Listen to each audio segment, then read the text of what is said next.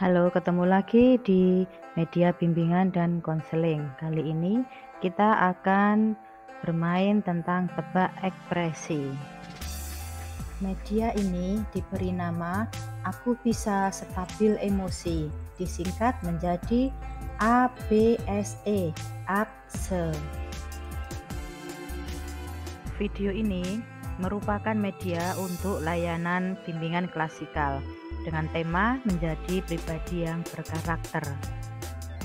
Media ini berfungsi sebagai media layanan bimbingan dan konseling dalam penyampaian materi di kelas untuk bidang pribadi dan sosial. Karya inovatif ini diberi nama Aku Bisa Stabil Emosi atau disingkat menjadi ABSE. ABSE merupakan media yang digunakan untuk membantu para siswa mengenali berbagai macam ekspresi wajah. Ekspresi wajah ini nanti akan menjadi identitas bagi setiap siswa.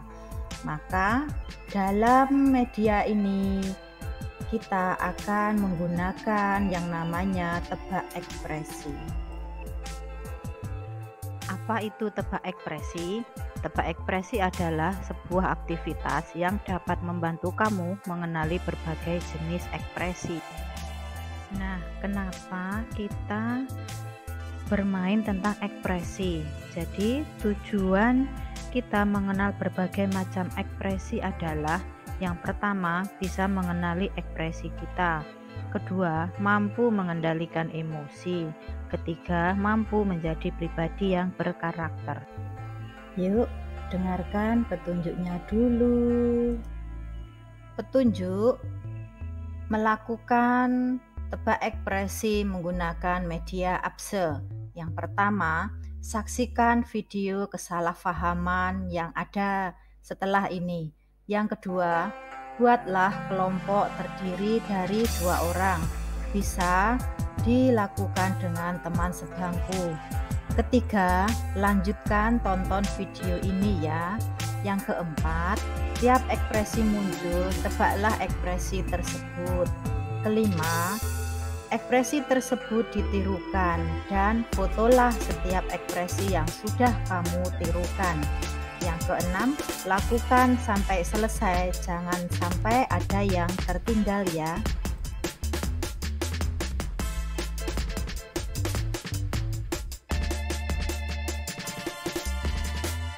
Jadi saya mau mulai dengan seperti ini. Komunikasi interpersonal itu kan nggak terjadi dalam satu pihak ya. Harus ada 2 pihak dong.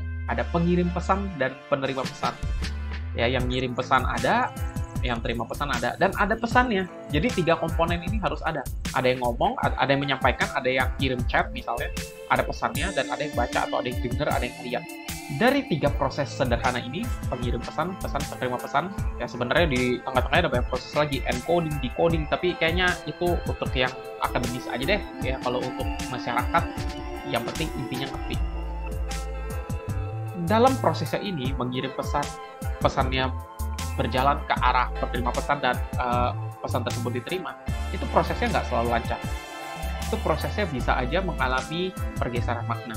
Contoh ya, yang ngirim pesan, mungkin dia maksudnya A, tapi pengirim pesan mungkin karena sungkan, nggak enak kalau ngomong langsung, atau juga mungkin dia penggunaan bahasanya sedikit salah gitu. Dia mau ngomong A, pesan yang keluar malah misalnya B. Kan panca indera ini menerima begitu banyak informasi, yang misalnya mata menerima 10 juta bit informasi, telinga 100.000 bit, kulit 100.000 bit, hidung 100.000 bit, lidah 1.000 bit. Banyak banget informasi yang masuk lewat panca indera kita, tapi kapasitas otak kita nggak mungkin menerimanya sekaligus.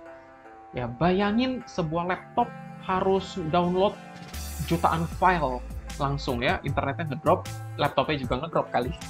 Ya, sehingga akhirnya otak kita melakukan sebuah proses agar informasi yang diterima oleh panca indera ini nggak semuanya harus diproses secara full. Jadi mata kita tetap melihat sesuatu, ya kita jarang banget kan nggak ngelihat ya, kecuali lagi tidur atau merem gitu. Tapi lebih sering, lebih banyak kita melek daripada merem. Telinga kita malah kita nggak bisa paksakan untuk nggak denger apa-apa. Kita tetap dengerin walaupun kita abaikan. Ya bedanya kita mendengarkan tapi kita abaikan, nggak masuk ke otak. Ya hidung kita juga mencium aroma terus. Kulit kita yang merasakan tekstur. Ya lidah kita mungkin yang paling sedikit informasinya, tapi tetap aja kan ya. Nah, karena begitu banyak informasi yang diterima oleh panca indera kita dan panca indera kita menyampaikannya ke otak, akhirnya otak melakukan mekanisme-mekanisme tertentu. Sehingga nggak semua informasi itu harus diterima mentah-mentah. Misalnya, ada informasi yang masuk ke otak, daripada capek diproses, otak melihat, oh informasi ini mirip dengan informasi yang sudah ada sebelumnya. Langsung disamain aja deh, jadi nggak usah proses panjang lebar. Oh informasi ini kayaknya nggak penting. Udah langsung tolak aja deh. Jadi diterima oleh panca indera, tapi otak kita nggak proses, karena kita langsung anggap itu nggak penting. Padahal bisa jadi penting. Ya, jadi akhirnya otak melakukan proses filter informasi. Nggak semua informasi yang kita terima akan kita proses. Nah, karena otak melakukan proses filter ini, terjadilah 3 hal yang berpotensi membuat miskom, yaitu generalisasi, menyamaratakan informasi pada satu konteks ke konteks lainnya. Kalau kita sering dengar ya orang ngomong semua laki-laki sama aja buaya. Nah itu kan sebenarnya proses generalisasi. Misalnya di masa lalu dia mengalami kekecewaan dengan 2 atau 3 orang laki-laki lah ya. Sehingga dia sudah terpikir ada kenangan berhubungan dengan 2 laki-laki, dua-duanya nggak bener nih, buaya nih. Nah, kemudian ada informasi baru diterima oleh panca indera. Ada laki-laki baru mendekati. Nah, langsung otak memprosesnya dan cepat. Ini laki-laki. Dulu juga ada 2 laki-laki. 2 laki-laki yang dulu ini mengecewakan. Laki-laki yang ini sama nih sifatnya nih. Sama-sama laki-laki. Pasti mengecewakan juga. Nah, jadinya generalisasi. Semua laki-laki sama aja. Teman-teman pasti pernah mengalami. Fobia kan juga sama. Fobia itu karena generalisasi. Ya, pernah waktu kecil digigit anjing misalnya. Akhirnya di otaknya tertanam kan. Anjing itu bisa menggigit saya, berbahaya. Ketemu anjing, ada kesamaan kan anjing dengan ingatan tentang anjing. Langsung dimasukin kategori berbahaya. Padahal belum tentu. Padahal anjingnya mungkin jinak sekali. Ya sehingga karena udah dianggap berbahaya langsung ketakutan. Padahal belum tentu kan. Nah itu generalisasi. Ini bikin miskom loh. Misalnya gini, ada orang ngomong, kamu tidak pernah peduli padaku. Itu bikin miskom loh. Seolah-olah kita ini jahat banget loh. Padahal apakah benar tidak pernah peduli? Ya, mungkin sikap tidak pedulinya 1 atau 2 kali aja. Tapi karena otak kita nggak mau memproses secara rumit, langsung dibilangnya tidak pernah peduli. Padahal mungkin nggak pernah pedulinya atau tidak pedulinya 1-2 kali aja. Ada kok pedulinya, nggak pernah tidak sama sekali. Kita harus bisa melewatinya. Ya harus bisanya gimana? Apa? Kamu selalu bersikap tidak hormat kepadaku. Ini juga generalisasi. Mungkin bersikap tidak hormatnya cuma pernah sekali, tapi berbekas, atau 2-3 kali aja, tapi banyakan yang bersikap hormatnya, gara-gara 1-2-3 kali itu, kita langsung bilangnya selalu bersikap tidak hormat. Nah, itu kan juga generalisasi, dan ini bikin miskom loh, bikin orang yang mendengarnya juga tersinggung, bikin orang yang mendengarnya juga nggak enak, mungkin hal sepele jadi hal besar. Kalau generalisasi itu kan nyamaratain ya, bikin menambah-nambah informasi. Delesi ini kebalikannya. Informasi disampaikan dan diterima secara tidak utuh. Bisa yang menerima, bisa yang memberi pesan. Sebenarnya generalisasi juga sama, bisa yang memberi pesan, bisa yang menerima. Kita bisa aja menerima pesannya secara generalisasi. Orang ngomongnya cuma, misalnya yang pemberi pesan ngomong gini, ada sih 3 kali dia menolak saya, terus kita terima pesannya malah generalisasi. Wah, dia selalu ditolak. Ya, jadi bisa ke pengirim, bisa ke penerima terjadinya. Nah, delesi pun demikian. Informasinya yang disampaikan malah nggak utuh, ada yang hilang. Ya, benda ini terlalu mahal. Kalau terlalu mahal, itu kan harus ada pembandingnya dong. Terlalu mahal dibandingkan apa? Lebih mahal dibandingkan apa? Tapi karena nggak sebut pembandingnya, bikin miskom. Contoh, saya pernah ngomong ke rekan kerja saya, ini bukunya terlalu mahal, cari yang lebih murah. Nah, akhirnya rekan kerja saya belinya yang kelewat murah. Terus kualitas bukunya nggak bagus. Ya, saya komplain, nih bukunya nggak bagus, ini terlalu murah, ini kualitasnya kurang. Terus dia juga komplain balik, lah katanya yang waktu itu terlalu mahal, sekarang beli yang murah kok bilangnya terlalu murah. Miskom kan, konflik kan. Karena apa? Karena ada delesi di sana. Nyampeinnya juga nggak lengkap. Buku atau benda ini terlalu mahal dibandingkan apa dulu nih. Dan juga mungkin yang menerima informasi karena nggak dapat pembanding juga melakukan delesi. Ya jadi langsung mikirnya, oh beli buku yang murah aja. Padahal kan enggak. Maksudnya buku itu terlalu mahal.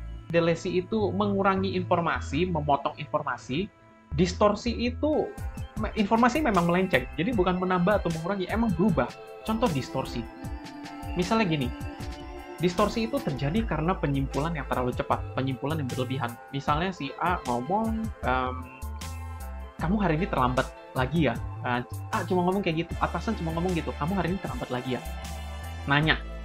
Nah, si B langsung distorsi. Wah, dia mau melakukan surat peringatan nih, memberikan surat peringatan terhadap saya nih, bahaya nih, karir saya terancam nih. Lalu jadi takut sendiri, cemas sendiri. Padahal nggak ada buktinya mau dikasih surat peringatan. Si A atau atasannya cuma nanya, kamu hari ini telat lagi ya? Tapi informasinya langsung bergeser. Wah, saya dapat teguran keras nih dari atasan saya. Padahal nggak. Nah, itu distorsi. Ya kebayang nggak sih? Distorsi ini juga kadang suka terjadi ya. Kita mendadak nyimpulin terlalu jauh dari pesannya, sehingga jadinya amsyong. Generalisasi, delesi, dan distorsi ini terjadi ya karena proses otak kita memang mau memfilter informasi yang masuk. Generalisasi terjadi karena otak melihat informasi yang masuk ini sama dengan informasi yang pernah ada, sehingga langsung disamain aja sebelum melakukan analisa lebih jauh. Itu generalisasi. Kenapa? Biar hemat effort. Paling hanya 50%, 70%, atau 75%. Kenapa? Karena efisiensi. Kalau diproses 100% semua informasi, overload. Distorsi juga, nyimpulin terlalu cepat. Belum juga dapat informasi yang utuhnya, udah langsung main simpulin. Sama ya. Jadi sebenarnya tujuannya adalah efisiensi. Otak kita mau menghemat energi. Tapi karena kebablasan, jadinya miskom. Kalau teman-teman memahami 3 proses ini, generalisasi, delesi, dan distorsi, maka teman-teman akan lebih mudah untuk menyadari potensi miskom yang terjadi. Dan gimana sih caranya biar nggak miskom ya, sesuai dengan yang tadi saya katakan di awal? Simple banget, sangat-sangat simple, tapi jarang kita lakukan. Yaitu, klarifikasi. Teman-teman, setelah kita tahu bahwa informasi yang diterima bisa aja digeneralisasi, bisa aja didelesi dan didistorsi, maka kita perlu melakukan yang namanya klarifikasi. Klarifikasi itu artinya menyamakan persepsi antara pemberi pesan dengan penerima pesan, yang artinya kita juga harus berkomunikasi lagi. Lagi-lagi, manusia tidak mungkin tidak berkomunikasi. Nah, kalau misalnya nih, kita udah mulai dapat informasi yang arahnya generalisasi nih. Misalnya ada partner kita ngomong, kayaknya tempat ini selalu memberi kesan buruk ya. Nah, kita mesti nanya, selalunya itu dari mana informasinya? Bisa nanya kayak gitu. Oh, selalu. Berarti nggak pernah enggak ya? Gitu. Kita bisa nanya kayak gitu. Sehingga orang itu juga akan mulai mikir, oh iya ya, sebenarnya ada kok kesan enaknya. Nggak semuanya. Kan jadi clear kan? Atau ketika orang lain mulai melakukan generalisasi dengan berkata, di hari libur saya tidak pernah beristirahat. Nah, kita kan udah lihat nih potensi-potensi generalisasi. Kita bisa nanya, bener nih nggak pernah sama sekali? Atau pernah 1-2 kali? Atau pernah 3-4 kali? Atau malah lebih sering? Ya, mungkin orang itu baru kepikiran, oh iya ya, saya nggak pernah istirahatnya baru 2-3 kali kok. Nah, kita sudah menyaksikan video tentang kesalahpahaman dalam hal komunikasi ya. Nah, setelah ini kita lanjut untuk melihat berbagai macam ekspresi. Nah, hal inilah juga bisa menimbulkan kesalahpahaman orang. Kadang kita ingin diam karena malu, tapi orang menilainya bisa jadi lain, yaitu sombong atau tidak sopan.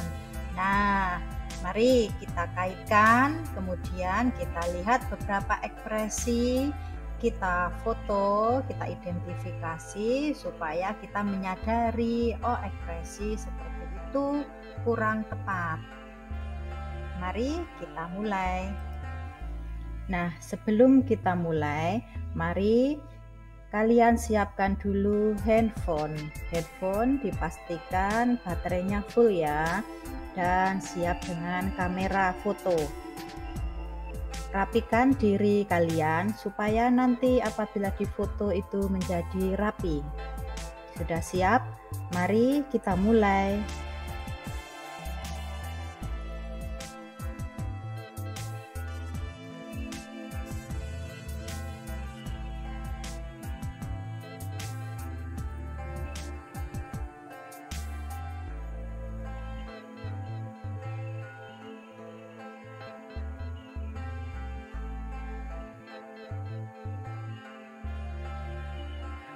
Kita akan mulai dengan ekspresi yang pertama. Silahkan cermati ekspresi ini, kemudian ditirukan, lalu minta tolong temanmu untuk memfoto, kemudian tebaklah ekspresi apa ini, dan tulis di selembar kertas supaya kalian ingat untuk ekspresi pertama adalah ekspresi apa. Ayo foto ekspresimu, lalu tebak ekspresinya ya. Tirukan ekspresi ini, lalu minta tolong temanmu untuk memfoto. Sudah melakukan ekspresi yang kedua, silahkan ekspresimu difoto oleh temanmu dan simpan fotomu dengan baik ya. Kita lakukan lagi untuk ekspresi berikutnya. Silahkan dicermati dan tirukan ekspresi ini, kemudian silahkan difoto. Sudahkah melakukan ekspresi yang ini? Silahkan ditebak ini ekspresi apa, kemudian ditulis tebakanmu di selembar kertas ya. Selanjutnya, setiap ekspresimu silahkan didokumentasikan dalam sebuah foto. Mari kita lakukan lagi ekspresi yang ini. Lanjut kita ke ekspresi berikutnya, silahkan ditirukan ekspresinya, kemudian ditebak ini ekspresi apa, dan tidak lupa selalu difoto. Lanjut terus sampai ekspresi yang terakhir ya, jangan sampai ada yang ketinggalan. Selalu tirukan, kemudian difoto, dan tebaklah ekspresimu tersebut.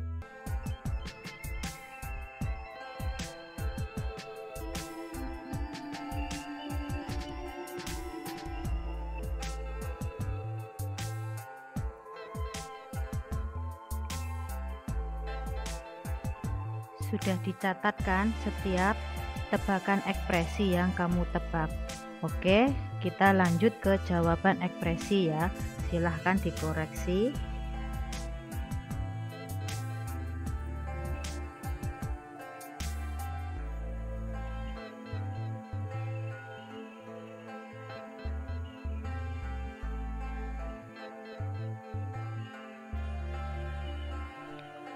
Langkah selanjutnya adalah menggabung semua foto-foto kamu menjadi sebuah kolase atau sebuah video yang menarik. Jangan sia-siakan karyamu ya. Setelah kamu bikin kolase atau video, silahkan diunggah di YouTube untuk video. Untuk kolase, kamu bisa mengunggah di status WhatsApp kamu masing-masing. Selanjutnya, silahkan buka YouTube lewat HP masing-masing dan carilah konten teman kamu. Lakukan like and subscribe. Kemudian untuk status, silahkan dibuka status temanmu dan berilah komen yang menarik ya. Terima kasih sudah berekspresi. Kalian sudah sangat luar biasa dalam melakukan ekspresi. Selanjutnya, mari kita lakukan langkah berikutnya. Pilihlah 3 ekspresi yang kamu sukai. Catat di bukumu masing-masing ya. Ceritakanlah di depan kelas tentang ekspresi yang sudah kamu pilih. Itu ekspresi apa saja, kemudian dampaknya apa ketika kamu melakukan ekspresi itu, dan bagaimana perasaanmu ketika kamu berekspresi seperti itu. Masih di depan kelas, buatlah suatu komitmen ekspresi mana yang akan kamu kembangkan, dan sekiranya itu bisa menyenangkan untuk dirimu dan orang lain. Kita sudah berlatih tentang ekspresi. Terima kasih atas peran dan partisipasi kalian. Semoga bermanfaat dan ketemu lagi di bimbingan konseling berikutnya.